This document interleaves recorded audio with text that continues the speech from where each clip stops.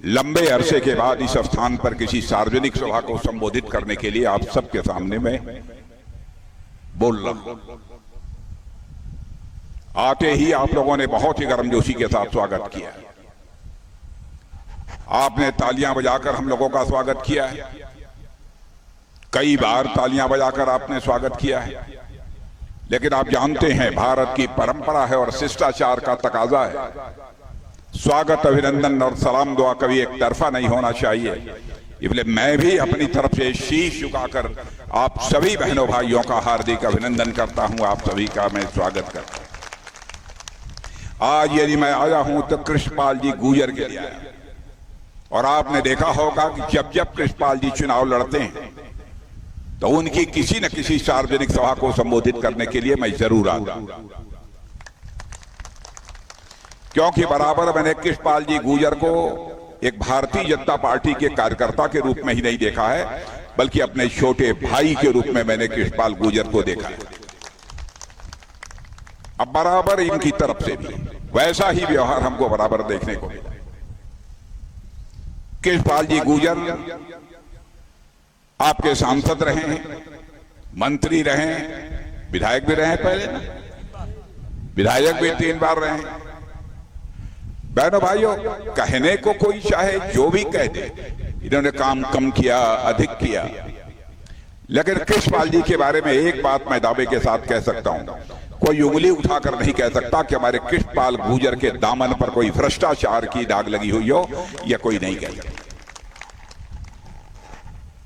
आज के राजनीतिक युग में यदि किसी भी व्यक्ति का दामन साफ है बहनों भाइयों, तो मैं समझता हूं कि उसके राजनीतिक जीवन की इससे बड़ी और कोई दूसरी उपलब्धि नहीं हो सकती। इनके लिए मैं इसलिए भी वोट मांगने आया हूं कि आप देख रहे हैं कि इस समय हमारे भारत का कद सारी दुनिया में बहुत ही ऊंचा हुआ है। बहनों भाइयों, आज से नहीं लगभग 25 वर्षों से मैं दुनिया के देशों में जाता हूं। 25 वर्षों से अधिक समय से मैं दुनिया के देशों में जाता हूं, और दुनिया के मंचों पर, अंतर्राष्ट्रीय मंचों पर मुझे बोलने का कई बार अवसर प्राप्त हुआ है। संयुक्त राष्ट्र संघ में भी मैं बोल चुका हूं, लेकिन मुझे याद है कि पहले जब हम दुनिया के देशों में जाते थे, किसी मंच से हम बोलते थे, तो हमारी बातों को जितनी गंभीरता पूर्वक सुना जाना चाहिए, हमारी बातों को उतनी गंभीरता पूर्वक नहीं सुना जाता। वहां बैठे दुनिया के दूसरे देशों के लोग यह कहते थे, चलो भारत बोल रहा है, तब तक चाय पीकर फिर बाद में आते हैं, क्योंकि भारत को एक गरीब भारत मानते थे, भारत को एक कमजोर भारत मानते थे। लेकिन बहनों भाइयों, आज सारी दुनिया में भारत के प्रति लोगों की धारणा बदल चुकी है। आज यदि अंतर्राष्ट्रीय मंचों पर भारत कुछ बोलता है तो सारी दुनिया कान खोलकर सुनती है कि भारत बोल क्या रहा है। यह भारत की हैसियत सारी दुनिया में बनी। इतना ही नहीं, हमारे प्रधानमंत्री दुनिया के देशों में जाते हैं तो आपको जानकर आश्चर्य होगा, दुनिया के कई देशों के राष्ट्रपति उन्हें बास कहकर पुकारते हैं, माई बास नरेंद्र मोदी। इतना ही नहीं, दुनिया के कई देशों के राष्ट्राध्यक्ष कहते हैं, Narendra Modi prime minister of India is the great. मैं समझता हूं हम भारतवासियों का मस्तक स्वाभाविक रूप से ऊंचा उठ जाता है। हर दृष्टि से भारत तेजी के साथ आगे बढ़ रहा है। सब तो सब, मैं सारी उपलब्धियां आपको बतला सकता हूं। पक्का मकान बनवाया, शौचालय बनाया, एलपीजी गैस सिलेंडर दिया, क्या क्या किया, बहुत सारी चीजें हैं, मैं उसकी मैं चर्चा नहीं करूंगा। ज्ञान विज्ञान में भी हमारा भारत दुनिया में बड़ी तेजी के साथ आगे बढ़ता जा रहा है। ज्ञान और विज्ञान में भी हमारा भारत दुनिया के पिछड़े देशों में गिना जाता है। अभी आज के कुछ ही महीनों पहले आपने सुना होगा कि बहनों भाइयों, हमारे वैज्ञानिकों ने इस चंद्रमा पर पहुंचने की कोशिश की और चंद्रयान 2 बनाकर छोड़ा था, उन्हें कामयाबी नहीं मिल पाई। सारे वैज्ञानिक कितने दुखी हुए ये मैं कल्पना नहीं कर सकता, क्योंकि मैं ये रक्षा मंत्रालय में काम कर रहा हूं। हमारे यहां भी लगभग ऐसे 8,000 9,000 वैज्ञानिक काम करते हैं। जब मिसाइल छोड़ी जाती है, कोई रॉकेट छोड़ा जाता है, मैंने स्वयं उन प्रयोगशालाओं में बैठकर देखा है, जब वो ऊपर की तरफ चलता है और अपना लक्ष्य प्राप्त करने की ओर आगे बढ़ता है, सारे वैज्ञानिक उसी प्रयोगशाला में बैठकर अपनी ताली बजाते हैं। लेकिन यदि कहीं पर जाते जाते आगे अपने लक्ष्य को हासिल नहीं कर पाया, तो मेरे बहनों भाइयों, अपने वैज्ञानिकों को रोते हुए प्रत्यक्ष अपनी आंखों से देखा है। कुछ वैज्ञानिकों को तो चीख चीख कर रोते हुए मैंने देखा है। वैसे ही चंद्रयान 2 जब सबसे पहले छोड़ा गया था, तो चंद्रयान 2 ऊपर तक गया। हमारे वैज्ञानिक बहुत खुश हुए कि हम जिस लक्ष्य को हासिल करना चाहते हैं, चंद्रमा तक हम जिस चंद्रयान को ले जाना चाहते हैं, वह वहां पहुंच कर रहे हैं।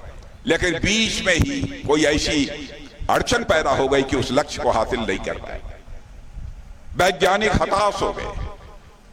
मोदी जी को जानकारी प्राप्त हुई, मैं भी उसका साक्षी हूं। चटपट वह सीधे बंगलोर गए और वहां जाकर वहां के वैज्ञानिकों से उन्होंने भेंट की और वैज्ञानिकों का पीठ थपथपाया, सीने से लगाया, उनकी हौसला अफजाई की। और उसके बाद आपने देखा कि हमारे देश के वैज्ञानिकों ने साल 1.5 साल के अंदर ही वह करिश्मा कर दिया कि जब चंद्रयान 3 बनाकर जब उन्होंने छोड़ा, तो चंद्रमा के दक्षिणी ध्रुव पर उसका लैंडर उतरने में पूरी तरह से कामयाब हो गया। और अब आप सोचते होंगे कि दुनिया के बहुत सारे देश हैं जिन्होंने इस प्रकार से चंद्रयान भेजा होगा चंद्रमा पर, और उनका भी लैंडर वहां उतरा होगा। बहनों भाइयों, ये भारत पहला देश है जो चंद्रमा पर अपना चंद्रयान का लैंडर उतारने में कामयाब हुआ है, दक्षिणी ध्रुव पर पहला देश। इसलिए मैं कह रहा हूं कि सारी दुनिया में भारत के प्रति धारणा कितनी तेजी के साथ बदली है। धन दौलत के मामले में भी यदि मैं आपको बतलाऊं, जब 2004 में डॉक्टर मनमोहन सिंह जी प्रधानमंत्री थे, कांग्रेस की सरकार थी, तो उस समय हमारा भारत दुनिया के देशों में धन दौलत के मामले में 11वें स्थान पर खड़ा था। 10 वर्षों तक वह प्रधानमंत्री रहे। 10 वर्षों तक प्रधानमंत्री रहने के बावजूद, बहुमत की सरकार होने के बावजूद, हमारा भारत 2014 में 10 वर्षों के बाद भी 11वें स्थान पर ही खड़ा रहा। लेकिन जब मोदी जी भारत के प्रधानमंत्री बहनों जब बने, तो आपको जानकर बेहद खुशी होगी, 8 वर्षों के अंदर ही हमारा यह भारत दुनिया के देशों में जो धन दौलत के मामले में 11वें स्थान पर खड़ा था, बहनों भाइयों, जंप लेकर वह 5वें स्थान पर आज पहुंच गया है। दुनिया के बड़े बड़े अर्थशास्त्री, बहुत सारी वित्तीय संस्थाएं, फाइनेंशियल फर्म्स अब इस बात का दावा कर रही हैं कि भारत सारे विश्व की सबसे तेजी से आगे बढ़ती हुई अर्थव्यवस्था है। और ऐसे ही भारत आगे बढ़ता रहा तो 2027 यानी आज के 2.5-3 साल के बाद ही भारत धन दौलत के मामले में दुनिया के 3 देशों की कतार में आकर खड़ा हो जाए। और मेरी बात आप सुन लो बहनों भाई, मैं केवल आपकी हौसला अफजाई के लिए बात नहीं कह रहा हूं। सार्वजनिक सभाओं को भी मैं संबोधित करता हूं। मुझे याद नहीं है कि जब से मैं जानने योग्य हुआ हूं कभी जनता से मैंने झूठ बोला हो। लंबे समय से मैं सरकारों में रह चुका हूं। मैं विश्वास के साथ कह रहा हूं, जितनी तेजी के साथ भारत हमारा आगे बढ़ रहा है, इस भारत को 2070 आते आते दुनिया का सबसे धनवान देश बनने से दुनिया की कोई ताकत हमको रोक नहीं सकती। यह हैसियत है हमारी भाई। भारत अब कमजोर भारत नहीं रहा, भारत अब एक ताकतवर भारत बनता जा रहा है। यह हैसियत हम लोगों की हो गई। अब ये कोई छोटी बात नहीं है। एक देश के राष्ट्रपति ने तो हमारे प्रधानमंत्री के प्रति ऐसा सम्मान व्यक्त किया कि जब वो उस देश में गए तो उस राष्ट्रपति ने प्रधानमंत्री का पैर छूने की कोशिश की, तो हमारे प्रधानमंत्री ने उनका हाथ पकड़ लिया। यह केवल प्रधानमंत्री का सम्मान नहीं है मेरे बहनों भाइयों, यह समस्त भारतवासियों का सम्मान है। यह है भारत की ताकत। इसलिए मैं आप सबसे समर्थन मांगने के लिए आया। और वैसे भी भारत अब कमजोर भारत नहीं रहा है, भारत अब दुनिया का ताकतवर देश बन गया है। पहले जो चाहता था वह भारत को आंख दिखा देता था, लेकिन आज भारत की वह हैसियत नहीं है कि जो चाहे आंख दिखाकर निकल जाए। और बहनों भाइयों, देश का रक्षा मंत्री होने के नाते आपको बतला रहा हूं, हम किसी को आंख दिखाते नहीं, लेकिन यदि कोई हमें आंख दिखाने की कोशिश करेगा तो उसका मुंहतोड़ जवाब देने की भारत के अंदर कुव्वत है। देश के सेना के जवानों के शौर्य और पराक्रम पर हम समस्त भारतवासियों का पूरा भरोसा है। जो कुछ भी पिछली घटनाएं हुई हैं उसमें करिश्मा किया है हमारे देश के जवानों ने। यहां तक कि सीमा पर बुनियादी ढांचों का जो विकास करना होता था, जो सड़क बनाना होता था, अन्य बहुत सारी सुविधाएं जो देने के लिए कुछ निर्माण कार्य करने होते थे, जवान जाता है, पानी कहां पिएगा, रहेगा कहां, कॉटेजेज बनने चाहिए, यह सब भी कांग्रेस की सरकार नहीं करती। और मुझे ख्याल है कि कांग्रेस के रक्षा मंत्री ने यह कहा कि यदि हम यहां पर सड़क बनाएंगे, यहां पर बुनियादी ढांचों का विकास करेंगे, तो चीन से चलकर सेना भारत में घुस आएगी, इसलिए हम यह काम नहीं करेंगे। यह हालत है इन लोग, और ये लोग देश बनाने की बात कर रहे हैं। बहनों भाइयों, भारत विश्व की महाशक्ति बनने जा रहा है। आज आपको मैं बता रहा हूं, भारत को हम विश्व की महाशक्ति बनाना चाहते हैं तो दुनिया के किसी देश पर हुकूमत करने के लिए भारत को विश्व की महाशक्ति अब नहीं बनाना चाहते हैं, बल्कि पूरे विश्व के कल्याण के लिए हम भी भारत को विश्व की महाशक्ति बनाना चाहते हैं। भारत दुनिया का इकलौता देश है जहां के रहने वाले ऋषियों और मनीषियों ने भारत की सीमा में रहने वाले लोगों को ही अपने परिवार का सदस्य नहीं माना है, बल्कि पूरे विश्व की धरा पर रहने वाले लोगों को अपने परिवार का सदस्य मानते हुए वसुधैव कुटुंबकम का संदेश सारे विश्व को दुनिया के किसी देश की धरती से गया है तो हमारे और आपके देश की धरती भारत से गया है। हम महाशक्ति किसी के ऊपर कब्जा करने के लिए, आक्रमण करने के लिए नहीं बनना चाहते हैं। अब आप ये कहेंगे कि आपका देश है भारत, इसलिए आप कह रहे हैं भारत विश्व की महाशक्ति बनेगा। हमारा पड़ोसी देश पाकिस्तान है, हमारा हितैषी नहीं है बहनों भाई। वैसे हम लोग तो चाहते हैं कि जिंदगी में दोस्त बदल जाते हैं लेकिन पड़ोसी नहीं बदलते, इसलिए हर पड़ोसी के साथ अच्छे रिश्ते होने चाहिए। लेकिन पाकिस्तान हमारा ऐसा पड़ोसी है, हम लाख अच्छे रिश्ते बनाने की कोशिश करते हैं, उसकी बात ही समझ में नहीं आती। जब होता है तब वो बराबर जो है नापाक हरकतें इधर उधर की करता रहता है। लेकिन बहनों भाइयों, वहां के एक एमपी साहब, जैसे यह एमपी साहब हमारे कृष्णपाल जी गुजर है, फजलुर रहमान उनका नाम है, हमारे नौजवान इसको नेट पर जाकर देख सकते हैं। फजलुर रहमान ने आज के कुछ दिनों पहले पाकिस्तान की संसद में बोलते हुए यह कहा कि भारत विश्व की महाशक्ति बनता जा रहा है और पाकिस्तान अपनी बर्बादी को बचाने के लिए दुनिया के सामने हाथ फैलाकर भीख मांग रहा है। मेरे बहनों भाइयों, यह हालत है हमारे पड़ोसी देश। साथ ही बने दोनों देश, एक ही देश था, लेकिन आज भारत इतना तेज आगे बढ़ गया। उनके सांसद, उनकी संसद सदस्य में यह बात बोल रहे हैं, और एक पाकिस्तान के पूर्व मंत्री जिनका नाम फवाद हुसैन है, उन्होंने हमारे राहुल गांधी की तारीफ की, और उस फवाद हुसैन ने तारीफ की है बहनों भाइयों, जिस फवाद हुसैन ने, जानते हैं यह क्या कहा? उरी और पुलवामा की घटना, आतंकवादियों की घटना जो हुई थी, जिसमें हमारे बहुत सारे पैरामिलिट्री फोर्सेस के जवान हताहत हुए थे, उनका यह कहना था कि यह तो पाकिस्तान की सरकार ने कराया है, यह फवाद हुसैन ने स्वीकार किया। और वो फवाद हुसैन राहुल गांधी की तारीफ करते हैं, और राहुल गांधी ने एक बात भी उसकी आलोचना तक नहीं की।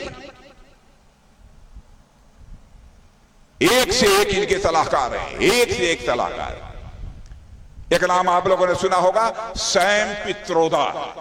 सैम पित्रोदा जब जब इनकी सरकार रही है, बराबर वह उनके सबसे बड़े सलाहकार वही हुआ करते थे। वह इंडियन ओवरसीज कांग्रेस, यानी जो कांग्रेस विदेशों की है, उसके वह अध्यक्ष थे। उन्होंने एक सुझाव दिया, कांग्रेस की सरकार बनने जा रही है, इसलिए एक काम ऐसा होना चाहिए, सरकार बनने के बाद भारत में यह व्यवस्था लागू कर देनी चाहिए कि भारत में घर का कोई बुजुर्ग यदि उसकी मृत्यु हो जाती है, तो मृत्यु हो जाने के बाद आधा से अधिक संपत्ति को सरकार को जब्त कर लेना चाहिए और केवल 100 पैसे में 45 पैसे उस परिवार के लिए छोड़ देना चाहिए। मैं आप लोगों से पूछना चाहता हूं, आप इसलिए तैयार हैं घर का कोई बुजुर्ग, घर का कोई बड़ा, उसका स्वर्गवास हो जाए और सरकार कह दे कि अब तो आपके यहां के जो मुखिया थे उनका तो स्वर्गवास हो गया, इसलिए आधे से अधिक संपत्ति यानी 55% की संपत्ति अब यह सरकार की होगी। आपके पास केवल 45%, आधे से भी कम यह संपत्ति बचेगी। ये लोग करना क्या चाहते हैं? भारत को महान भारत बनाने की जैसी इनकी सोच होनी चाहिए बहनों भाइयों, वह नहीं रह गई। बराबर दुनिया के दूसरे देशों के लोगों से यह सलाह लेते रहते हैं, ये दुनिया के दूसरे देशों की नकल करके अपनी अकल बढ़ाने की कोशिश करते हैं। ऐसे लोग जो केवल नकल करके अकल बढ़ाने की कोशिश करते हैं, मेरे बहनों भाइयों, उनकी शकल अपने आप बिगड़ जाती है, और शायद इसीलिए कांग्रेस की शकल आज बिगड़ी हुई है। और कांग्रेस की हालत इस समय क्या हो गई है आपको बतलाने की जरूरत नहीं।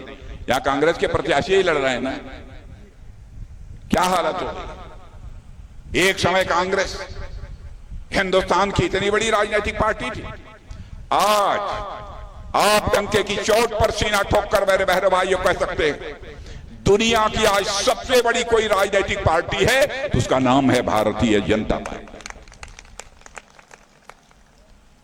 इन लोगों ने उस कांग्रेस को लाकर कहां खड़ा कर दिया। अब इनकी कांग्रेस समाप्ति की ओर है। और मुझे तो यह लगता है कि आज के 10 साल के बाद आप छोटे बच्चों से पूछेंगे कांग्रेस आप जानते हो, तो छोटे बच्चे कहेंगे कौन कांग्रेस। जैसे सारी दुनिया की धरती से डायनासोर नामक एक प्राणी का नाम सुना है कि नहीं? डायनासोर का, जैसे एक डायनासोर प्राणी सारी दुनिया में था, वह लुप्त हो गया है। मुझे लगता है कि 10 साल में कांग्रेस भी भारत की राजनीति से वैसे ही लुप्त हो जाएगी। अजीबोगरीब हालात इन लोगों के बनते जा रहे हैं। कहते क्या है? कहते हैं कि मोदी जी प्रधानमंत्री बन गए तो संविधान में संशोधन कर देंगे। बहन भाइयों, संविधान में तो कई बार संशोधन हुए, लेकिन संविधान की जो आत्मा होती है, जिसे प्रस्तावना कहते हैं, अंग्रेजी में प्रियम्बल कहते हैं, संविधान बनाने वाले संविधान सभा के सभी सम्मानित सदस्यों ने इच्छा व्यक्त की थी, ठीक है संविधान में जब जरूरत पड़े थोड़ा बहुत आप संशोधन कर लेना, लेकिन इस बात का ध्यान रखना संविधान की आत्मा नहीं बदलनी चाहिए, यानी संविधान के प्रस्तावना में कोई परिवर्तन नहीं होना चाहिए। श्रीमती इंदिरा गांधी ने इमरजेंसी लगाकर 1976 में भारत के संविधान की आत्मा को बदल दिया, प्रस्तावना को बदल दिया। और यह उल्टा आरोप हम लोगों के ऊपर लगाने की कोशिश करते हैं, उल्टा चोर कोतवाल को डांटे।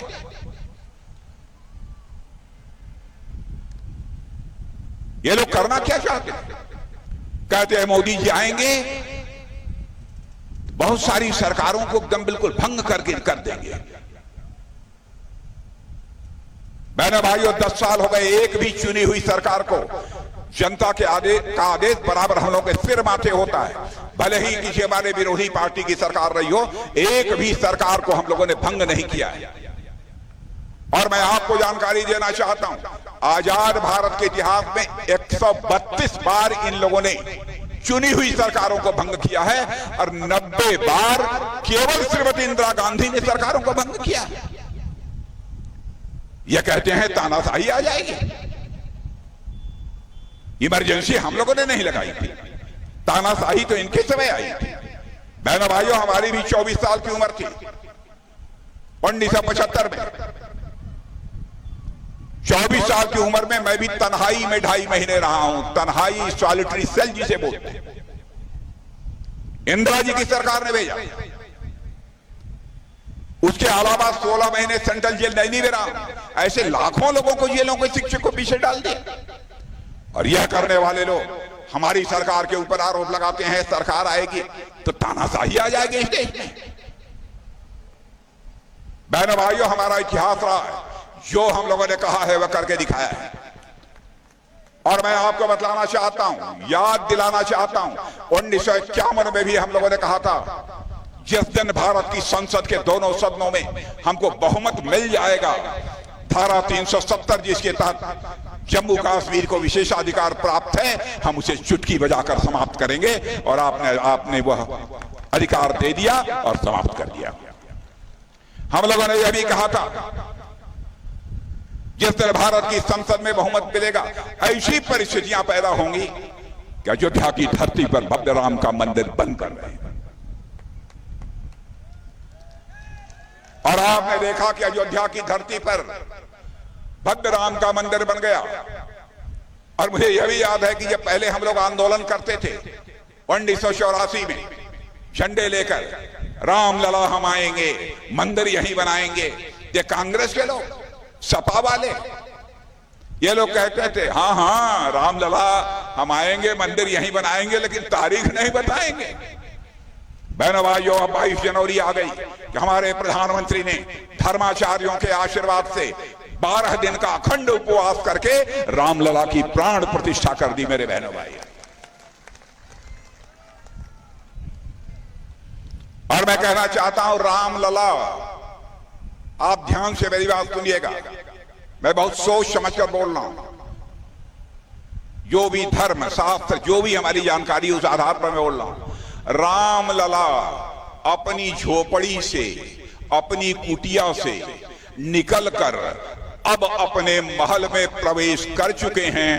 भारत में राम राज्य का आगाज होकर रहेगा, दुनिया की कोई ताकत नहीं।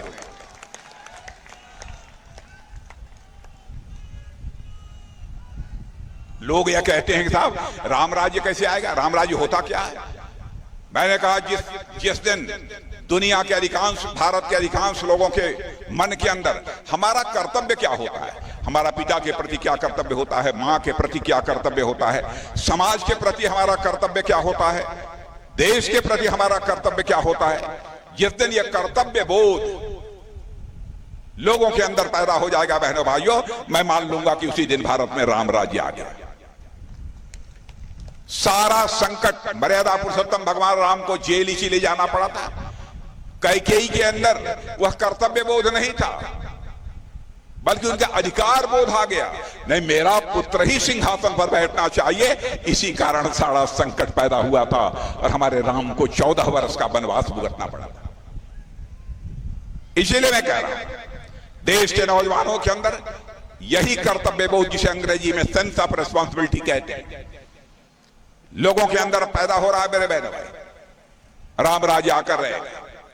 अब 3 तलाक, भाई हम लोगों ने अपने चुनावी घोषणा पत्र में कहा था, हम आएंगे तो 3 तलाक की प्रथा को समाप्त करेंगे।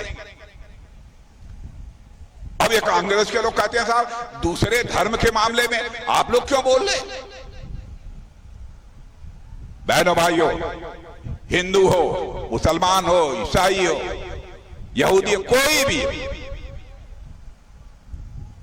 सबकी मां बहन बेटी वो हमारी भी मां बहन बेटी है। मेरे बहनों भाइयों, हम भारतीय जनता पार्टी के लोग मानते हैं, किसी के ऊपर जुल्म होगा, किसी के ऊपर अत्याचार होगा तो भारतीय जनता पार्टी उस मां बहन बेटी के साथ खड़ी रहेगी। सरकार बने या न बने, हमें इस बात की चिंता नहीं।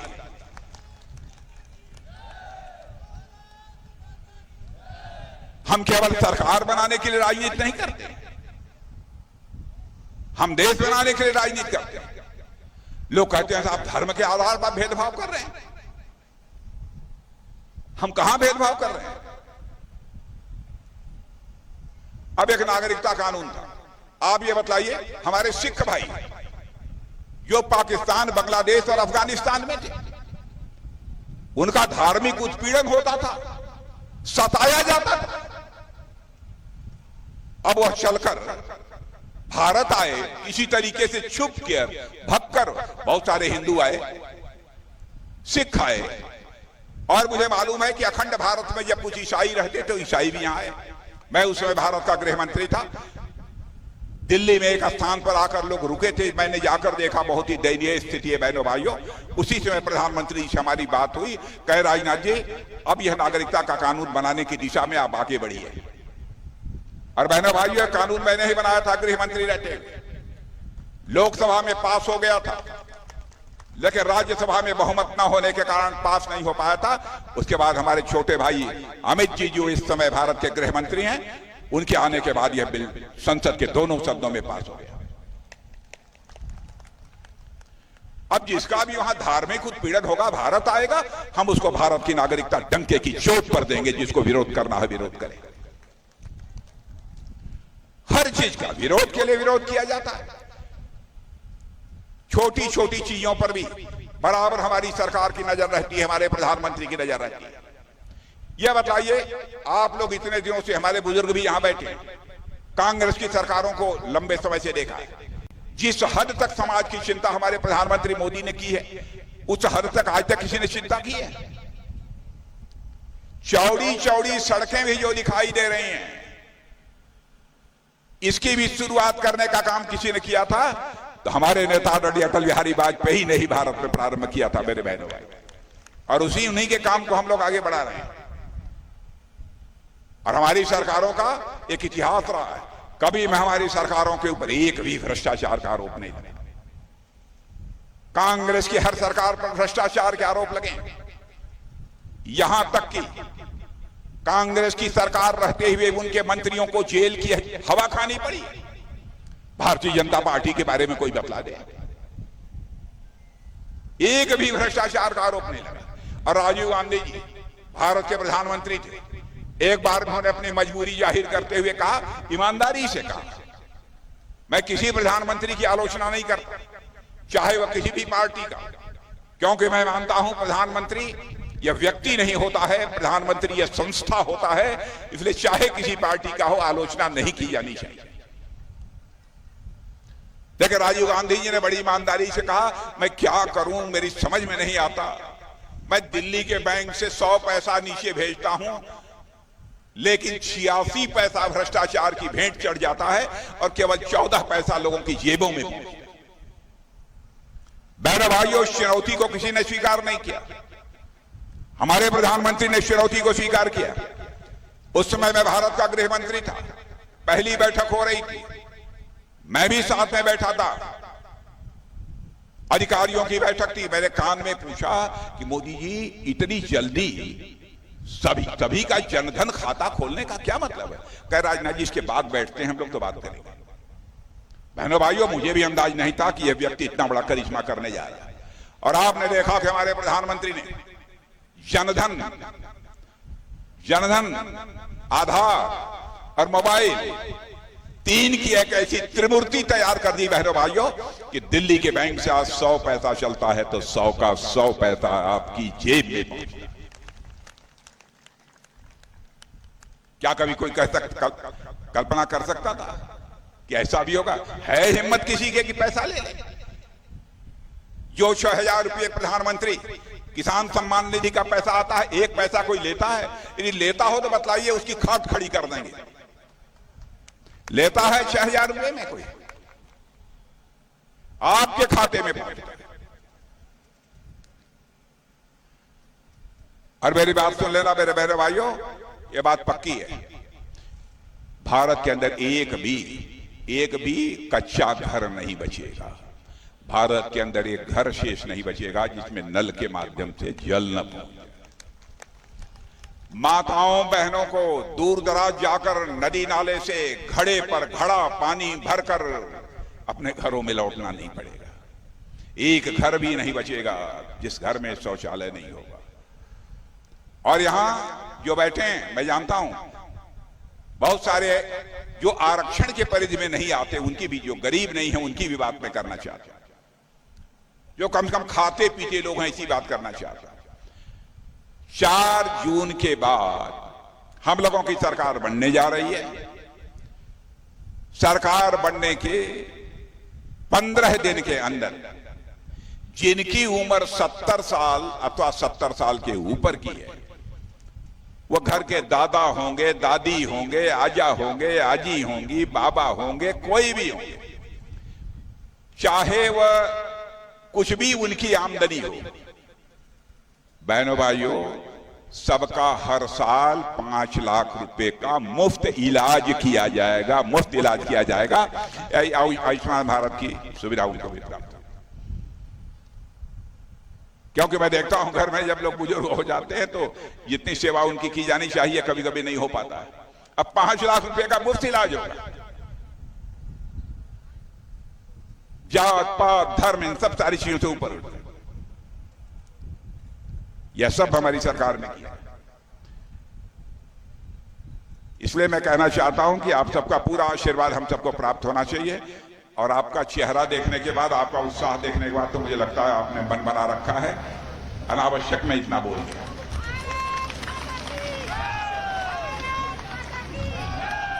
लेकिन आया था कृष्णपाल गुर्जर के लिए तो बोलना ही था। न बोलता तो कृष्णपाल गुर्जर कहते कि आप मन लगाकर बोले नहीं। और एक बात और बता दूं, मैं रक्षा मंत्री हूं तो आप चाहते होंगे कुछ बतला दें। 1 रैंक 1 पेंशन तो हमारे प्रधानमंत्री ने ही लागू किया था, उसमें कहीं दो मत नहीं है। कांग्रेस क्या करती है, कहती है हाँ OROP 1 रैंक 1 पेंशन हम लागू करेंगे, 500 करोड़ का प्रोविजन बजट में कर देंगे। बहनों भाइयों, पहली बार इस आजाद भारत में 1 रैंक 1 पेंशन हम लोगों ने डाला।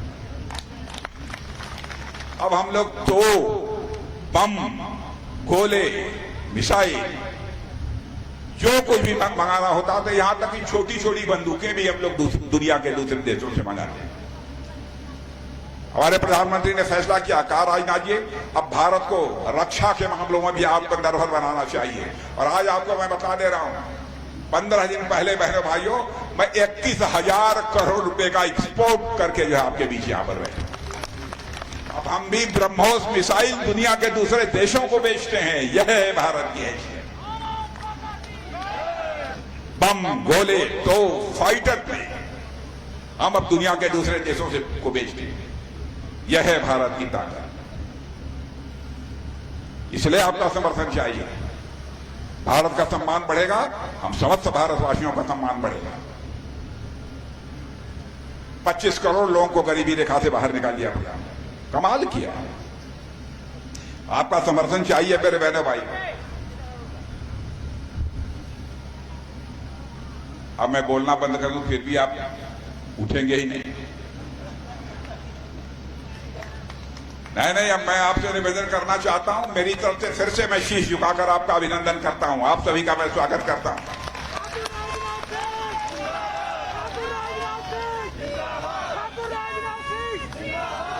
और मैं समझता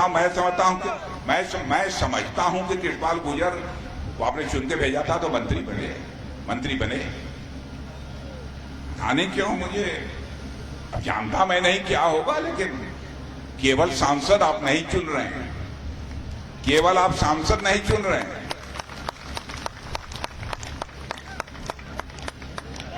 इसलिए बहनों भाइयों आप सबको बहुत बहुत धन्यवाद। कमल का फूल याद रखिएगा, भूलिएगा मत। अब आप देखिए, आप ये कहेंगे कमल का फूल ये क्या है, कौन सी बड़ी बात है। देखिए हम लोगों ने बहुत सोच समझ के रखा था। हमारी पार्टी बनी 1980 में ना, तो हम लोगों ने तय किया था ऐसा निशान रखो, उस निशान को लेकर हम चुनाव लड़े, भारत हमारा धनवान भारत बन जाए। तो लोगों ने कहा कैसे चुनाव चिन्ह से भारत धनवान भारत बन जाएगा। अरे मैंने कहा ऊपर वाले की भी कृपा होती है, तब जो है जाकर कोई अच्छे परिणाम मिलते हैं। अब देखिए, हम लोगों ने चुनाव चिन्ह कमल का फूल चुन लिया।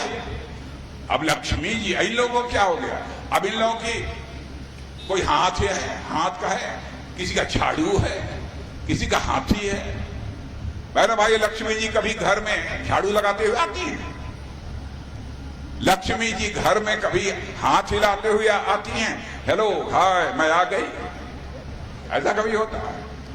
लक्ष्मी जी जब भी घर में आएंगे तो कमल के फूल पर ही बैठकर आएंगे। जो सोचकर हम लोगों ने किया था वही हो रहा है। मेरे बहन भाइयों, आप सबको बहुत बहुत धन्यवाद।